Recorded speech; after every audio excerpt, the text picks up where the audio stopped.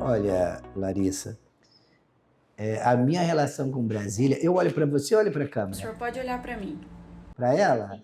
Eu prefiro, é melhor também, né? Vamos começar de novo, vai. Eu gostei do teu começo, foi bacana. Vai Foi lá. bacana se Vai. introduzir? Foi bem bacana. Você vai trabalhar na Globo. Ai, doutor Júlio.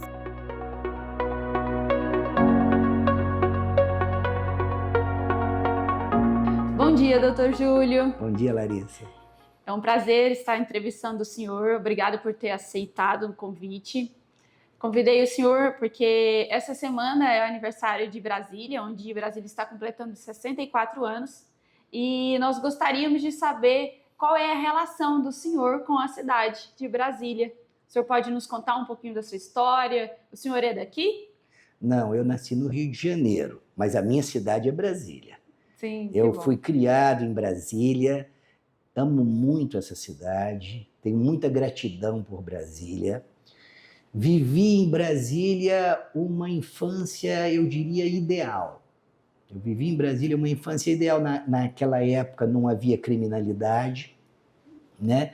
Uma época bem tranquila, você dormia com a casa aberta. Para você ter uma ideia, a minha casa não tinha chave. A porta principal não tinha chave. Era sempre aberta e janela aberta, não tinha cerca, não tinha nada disso. E foi assim que aconteceu. Eu nasci no Rio de Janeiro. A minha mãe é do Rio de Janeiro, minha mãe foi assim, uma mulher típica da Tijuca, da zona norte do Rio de Janeiro. E ela se casou com meu pai, que é um paulista de São Vicente, né? Um paulista do litoral. E o meu pai era advogado lá no Rio e minha mãe professora municipal e professora estadual. Ela trabalhava tanto para o estado quanto para o município lá na rede pública. Ela tinha uma formação assim bem sólida, montessoriana, de alfabetização, porque a mãe dela também, né, era educadora, e ela chegou a estudar com Maria Montessori.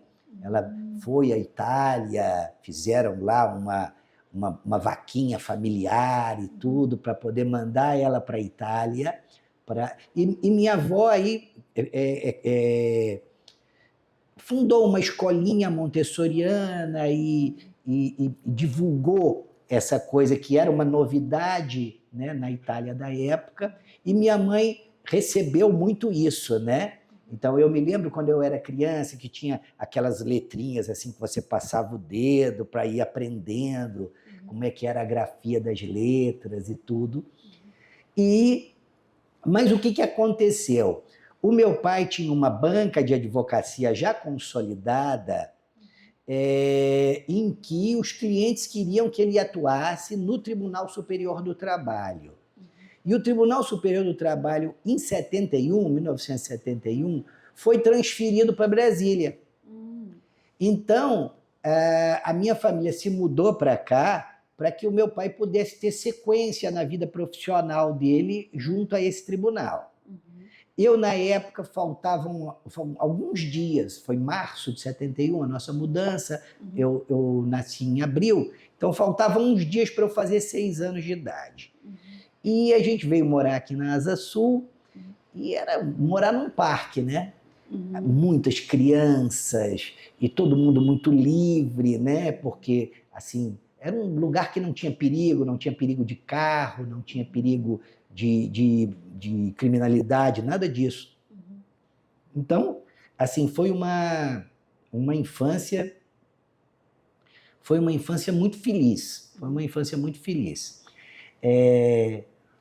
Eu estudei na Escola Classe 114 Sul, era pertinho da minha casa, eu ia andando, né? E na Escola Parque, essa Escola Parque ali da 308, que também era uma maravilha. Assim, eu tinha a formação do estudo regular na Escola Classe 114, onde eu fui alfabetizado e comecei a estudar até o que seria hoje o 4º ano, né? Na 114. E de noite, de noite não, de tarde no contraturno, eu vinha para a Escola Parque, onde a gente fazia muitos trabalhos de artes e de esporte, né? E assim, eu bem pequenininho, ia de ônibus, fazia as coisas, porque a cidade era muito tranquila mesmo. E uma lembrança que eu tenho bem bonita de Brasília é que eu acho que era nas sextas-feiras, tinha um momento cívico, acho que era esse o nome, não me lembro mais o nome direito, em que nós cantávamos o hino nacional e cantávamos também uma música que depois eu descobri que não era o hino de Brasília, mas para mim era o hino de Brasília, né? Que dizia assim: em meio à terra virgem desbravada, na mais esplendorosa alvorada, feliz como um sorriso de criança, o sonho transformou-se em realidade, surgiu a mais fantástica cidade. Brasília, capital da esperança. E a garotada toda cantava aquilo com muita alegria, né? Porque eu acho que a garotada da minha geração, assim, reconhecia que era uma alegria muito grande viver a infância nessa cidade, né? Então eu tenho muita gratidão por Brasília, gosto muito de Brasília. Assim, tem gente que critica, né? Que fala, afastou politicamente dos centros maiores e tal.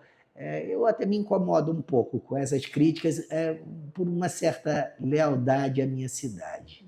Eu sou de Goiás e lá as pessoas têm muito essa cisma com Brasília, né? Quando eu escuto alguém falar, eu já penso logo, cuidado que se você for, você vai gostar. Eu moro aqui há 11 anos também e amo Brasília. Gosto muito de morar aqui.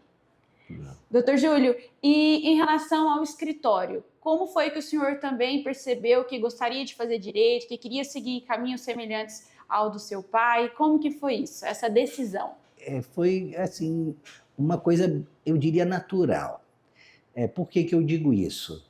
O meu pai é uma pessoa muito carismática, ele é uma pessoa que ele tem um encantamento pessoal, né, muito forte.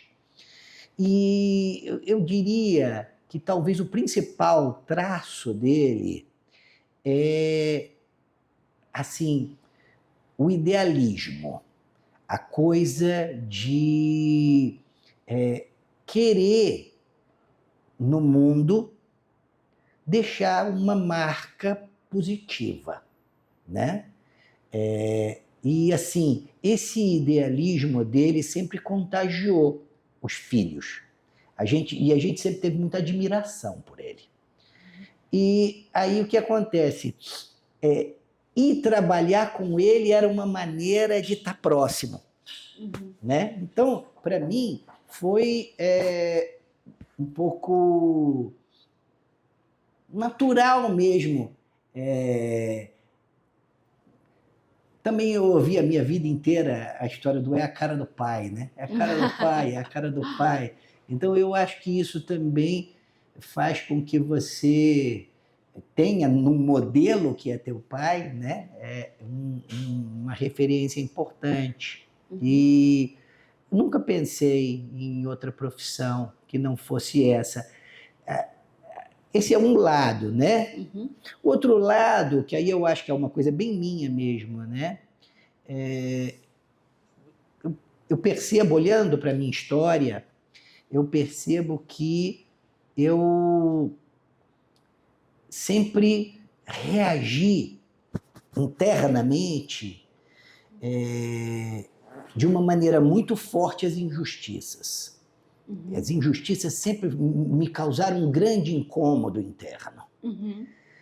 Eu era um pouco assim, quando eu via uma covardia, uma coisa assim, eu me metia.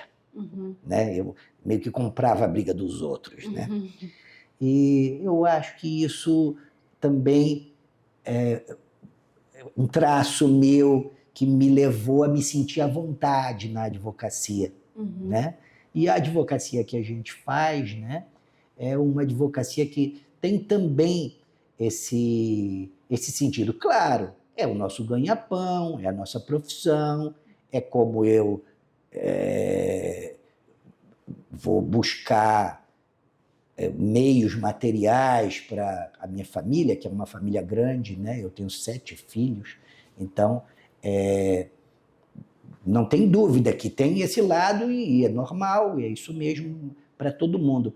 Mas, assim, me parece, aí eu falo um pouco pessoalmente, né, que o resultado econômico do trabalho da gente é muito importante, mas você ter também como resultado do teu trabalho a sensação de que você ajudou, que você contribuiu, né? Isso também alimenta, assim, eu digo internamente, né? Falando assim, pode parecer um pouco de...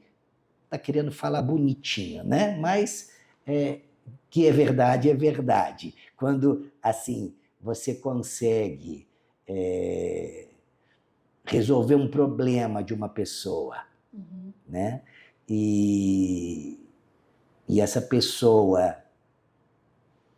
doa a você um olhar de gratidão, isso tem um valor muito grande.